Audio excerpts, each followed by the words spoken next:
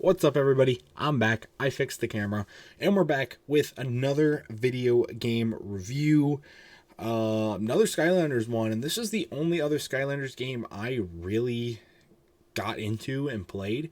I owned three Skylanders entries. We've already talked about Giants. And I also own Superchargers, which was one of the last entries. That's how I got the Donkey Kong Skylander amiibo sort of thing from the starter pack. I could really never get into that game. I haven't played it in a while, and I didn't really get through it enough to really consider doing a review of it. But there is another game, the game that I did beat many times over, and I enjoyed it. And that was Skylanders Trap Team, ladies and gentlemen. Released in, I think, 2014. Fact check me on that one. But, yes, I loved Trap Team. And I knew going in, I think the reason why I was able to get a grasp on this game, because I know there was another Skylanders entry between Giants and Trap Team.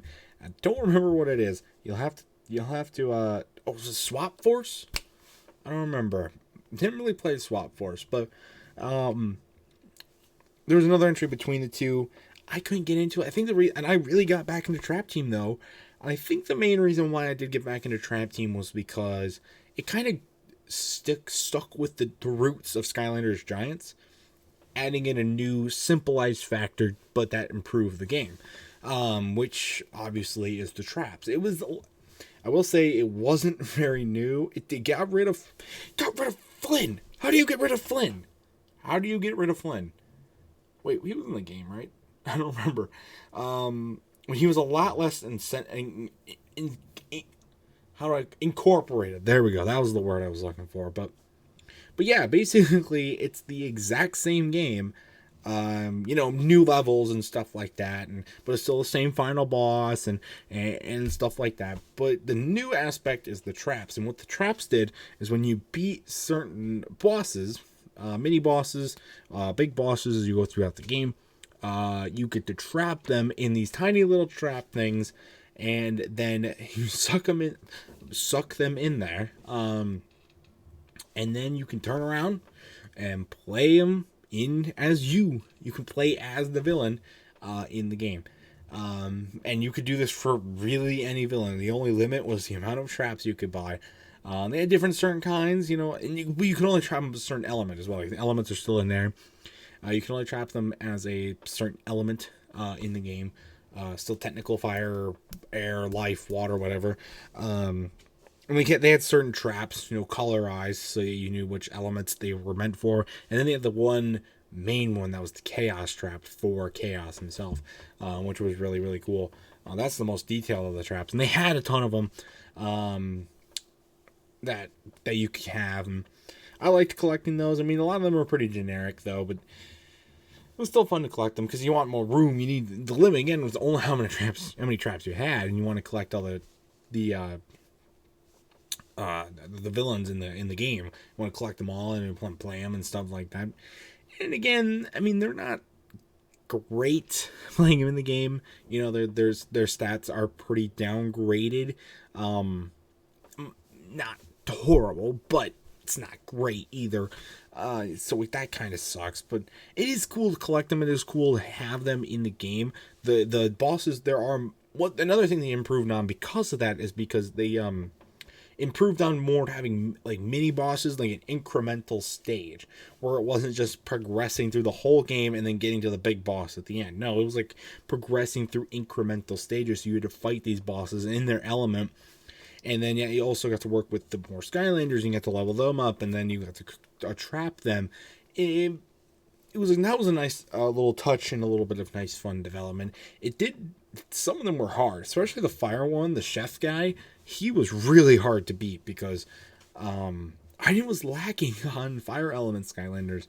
But thankfully, I did eventually beat him, and I got to the end. But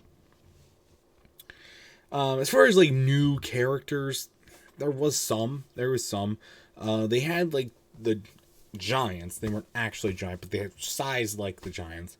They had one put in the game, but mainly I actually didn't really buy many of them. I didn't really buy many new Skylanders. I bought a few because could get the starter pack, and I think I bought a few more after that were pretty cool. But I actually didn't really buy that many.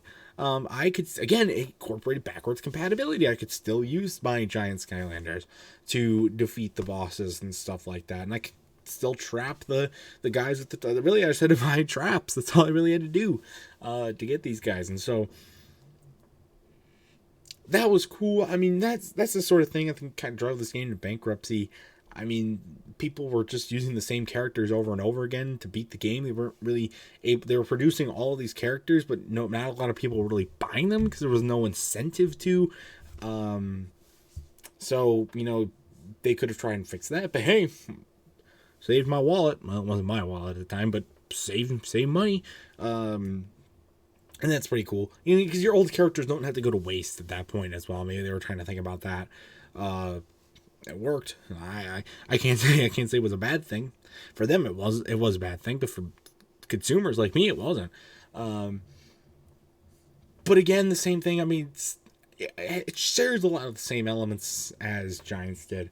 The levels are pretty generic, though they are a lot less generic because now you have bosses and little itsy bitsy things to work with, and I think that really helped keep interest going throughout the game. Now the levels were still pretty generic; some of them were pretty boring. You kind of hit that with some of these longer games. This game's I wouldn't consider a very long game, but it was not short by any means. Again, it was like this wall of not wanting to continue. And, you know, that's you're gonna get that in every game, so it's not gonna be a huge deal, but you know, I think the more uniquity of the levels definitely helped. So they improved there. They kind of had to, you know, with the traps and stuff. It was this nice showing of how one small incorporation can lead to big things, like changing the game. I think that really helped. But I don't know if it was because I couldn't.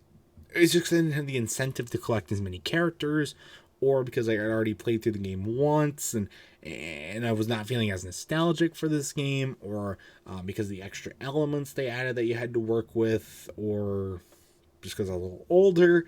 I don't know. I just don't. I still look back on this game very fondly, but I don't look back on it as fondly as Giants.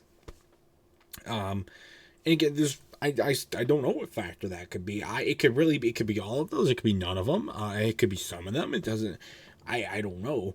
That doesn't mean it was a bad game, but that was kind of like the first sign to me that this series was really falling off for me, because it did get, again, I got Superchargers, didn't really care for it. I'm like, yeah, this is a part of my past. I'm done with it. Because I think a lot of the fun of the game is collecting the characters, which is a wallet buster. But hey, I mean, that's something that most people are involved in. When that's the main point of your game, kind of got to get people into that. And they really didn't need to do that. If you were just looking to beat the game and you already had a few Skylanders from previous games, you just need to get it traps and get the bait. You just need to get the starter pack and get traps, and you were set to go.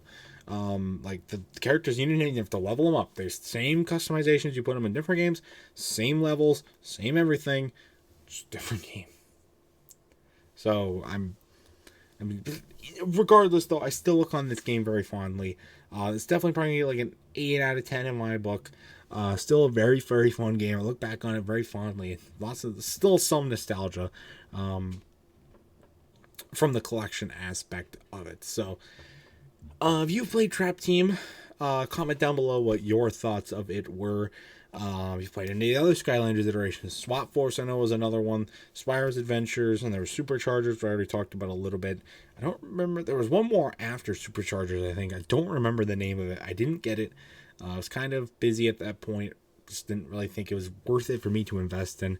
But if you guys did, somebody did out there did get it, comment down below how you thought of it. Is it the same? Was it different? You know, what fell to their what led to their full on downfall? Let's have a talk in the comment section down below. And that's it for this game review. I've got another one that I want to do, a couple more coming, plus a few other things. So stay tuned for much more amazing content. And yeah, again, I'm busy, getting close though, a couple weeks still, and we should be back to the regular grind of content. So for a little while, so that'll be nice. So stay tuned, and until next time, I'll see you guys later. Goodbye.